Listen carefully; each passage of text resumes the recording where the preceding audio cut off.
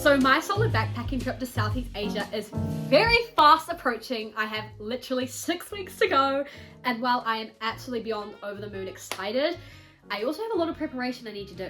And you may be wondering, well, how much prep actually goes into these solo backpacking trips? Now, I'm a Type A traveler, and I personally think there's quite a bit of behind the scenes prep. You may be a solo traveler yourself and you go, yep, I relate. But you also may be planning your solo trip to Southeast Asia or to anywhere and you just have no idea what to expect or anything. So I thought I would make a little mini series about, the behind the scenes preparing for my trip. And today's video, starting off strong, is I'm going to be talking about the biggest hidden cost I have found with regards to my backpacking trip, and that, my friends, is vaccinations. Hello, if you're new here, my name's Sarah. Now, I have been doing a little bit of uni life content, but I've switched back to my roots. If you've been following me for a while, you know that is all things solo travel. I moved to London when I was 18, filmed a lot of that. Same with when I went solo traveling around Europe for 3 months last year, filmed pretty much all of that, and you can find that on my channel. But I'm very excited to be back in business, baby. It's great. I'm very excited. I'm also really excited for this trip because I know what to expect. I know that solo traveling is really fun, and I'm just so excited. Now, I am very much aware that Southeast Asia is a lot of people's first solo backpacking trip, and it may be yours. So you might find these videos really helpful or not, but I just thought that I like to make content of what my younger self before I went solo traveling would have wanted to see before I went. So this is sort of what I'm doing. Now, I'm very Type A, like I said. I have met those Type B travelers. That ain't me, man. I like to be prepped and organized because solo traveling does not need to be stressful or scary. And honestly, in my opinion, it's better to be over-prepared than not. I met this guy in Europe that stressed me out so much. I met him twice, actually, and he asked me a very interesting question. He was like, well, how are you paying for things? And I said, oh, with a Wise card, Revolut card. He was like, what's that? Not me, man. But yes, today we're going to be talking about a very big cost. And you may be on the fence about vaccinations. You may be thinking, do I actually need them? So today, this is going to be a very informative video for you. So, like this video, subscribe to my channel. I'm so excited. Okay, so before I actually booked my trip, I was pretty much aware that I would need to get vaccinated for Southeast Asia. While you don't need proof of vaccinations to enter some of the countries, I sort of knew that I needed vaccinations. I have talked to a lot of people. I've done a lot of my research about the vaccinations you need for Southeast Asia, so I pretty much knew that I needed typhoid and hepatitis. But I just was very unaware on how much that cost in New Zealand. So I will be talking about New Zealand dollar, like how it is in New Zealand. And yeah, so I talked to a lot of people that have traveled around Southeast Asia, and every single one of them said, you need to get vaccinated, just do it, like it's worth the money, whatever. But I have known one person who, he said very confidently, oh, you don't need those. Sorry, sir, what? He literally, this was months and months ago, but he came up, I was saying, oh, did you get vaccinated? And he was like, nah, you don't need those. Definitely a Type B traveler. Now, the first hidden cost I had no idea about was when I rang up my doctor and was like, hey, I just want to book typhoid and hepatitis for Southeast Asia. And they're like, oh, great. Yeah, but you actually need a travel doctor consult before you book these vaccinations. That will be $100, please. I remember being quite taken aback because I had no idea. I thought you could just rock up, with regular immunizations. You can just call up your doctor. They might have them in stock, or they order them and you just get them done. You're good to go. Well, no. Apparently you actually need to have a travel consult before you get the vaccinations.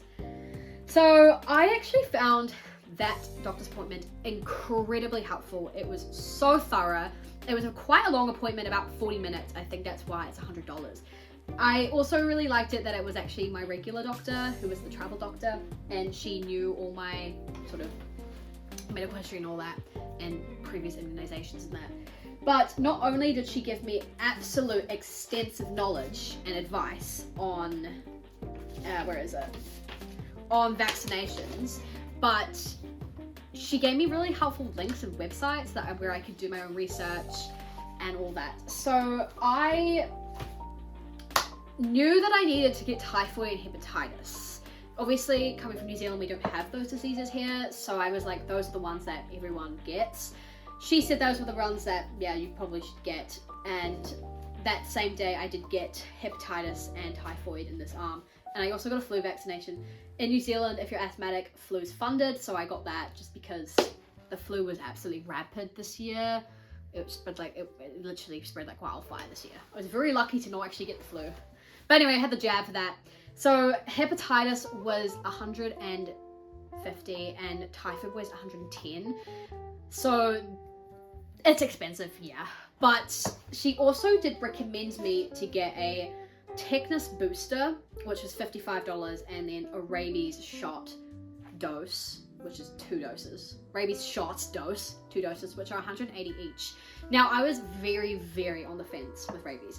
That's expensive, that's a lot of money, especially because you need 2. I was like, oh, that wasn't really fitting in the budget, gotta say. So you may also be on the fence with rabies. Now, I was really like, do I need rabies shots? Like, do I really need it? Will I ever get bitten by a dog or a cat or get a bat caught my hair or something? I was like, oh, I just don't know if I will ever, like, I probably won't touch the feral dogs. I don't know. I was very, very unsure.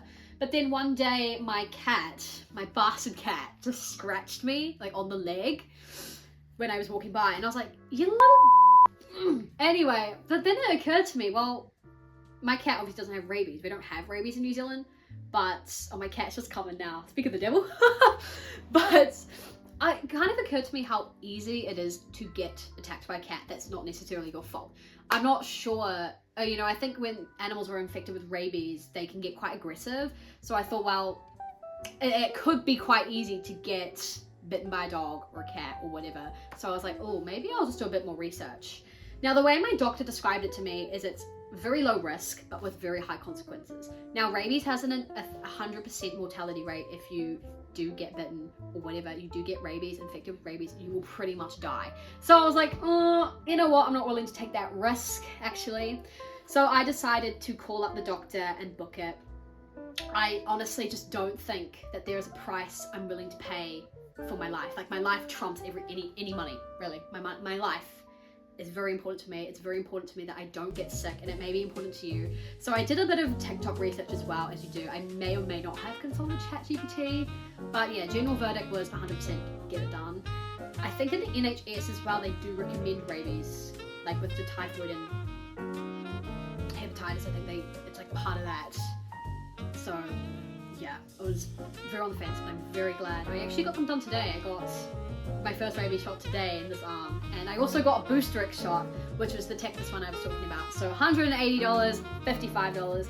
Now, I'm a bit worried about this one. It's been about 4 hours, I'm feeling good, I'm feeling fine, but last time I had a booster shot when I was 11, which is like the standard immunization, the arm was very sore. But once again, sore arm, life. You know, you gotta weigh up your pros and cons at the end of the day. Here's my beast of a cat that scratched me. Now, the next thing that I did get as well is a whole bunch of medications. In New Zealand, prescriptions are only $5 charge, but I found it really helpful to talk with my doctor. Now, one random fact about me, I've had a lot of gastro illnesses. I'm very susceptible to food poisoning.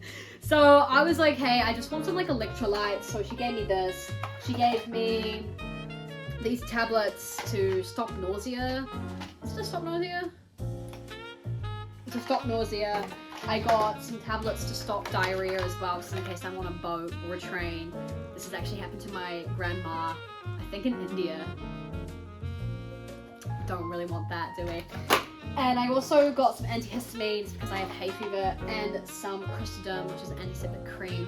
Yeah, I might be overprepared, but honestly, I'd rather be overprepared than not. Now, I just found that really helpful, just having all these prescriptions. Might as well get them now, right?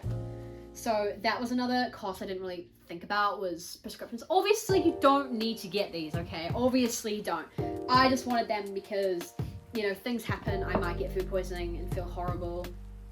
And yeah, if I'm gonna get sick over there, it'd probably most likely be food poisoning. I also have heard that because it's a lot of like different food as well, and it's all like fresh fruit and stuff, a lot of people can get like a running tummy, you know? So I was like, might as well, I don't know. just something to like think about. So you may be wondering, well, Sarah, how much did that cost you? So like I said, typhoid was 110, hepatitis 150, rabies shot was 180 times 2, tetanus was 55, flu was free, and the consult was 100. So that rounds up to a lovely grand total of $880. Now, if you'd told me that 6 months ago, I'd be like, whoa, that's so much money. I don't know if I can afford that.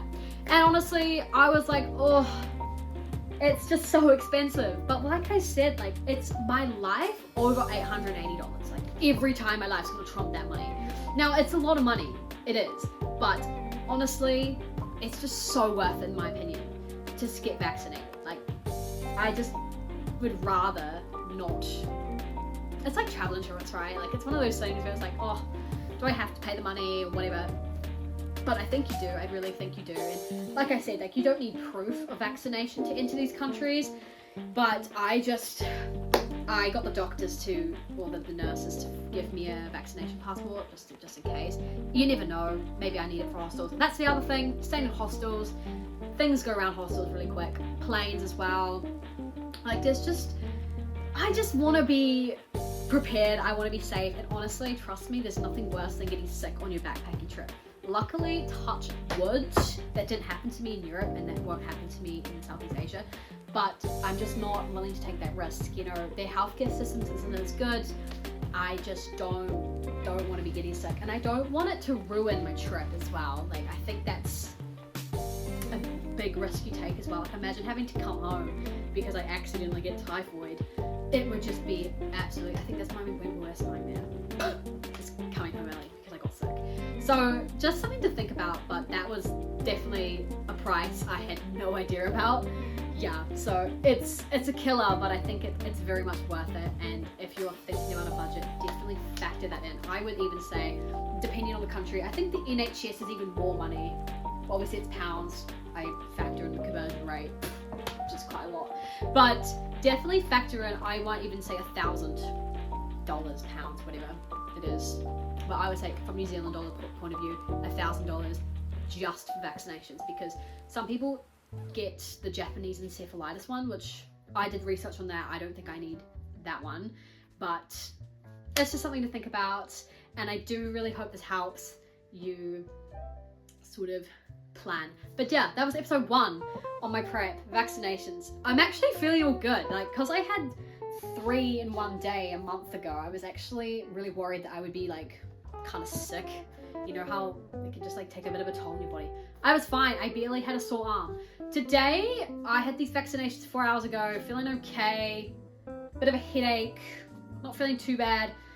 The arms actually, both the arms are okay, but maybe we'll wake up tomorrow. That will be a different story, huh? But yeah, so I hope this helps, and thank you so much for watching, and yeah, I'll see you very, very soon. My cat's back. Please don't scratch me, boy. But yeah, much love. I'll see you very, very soon. Bye.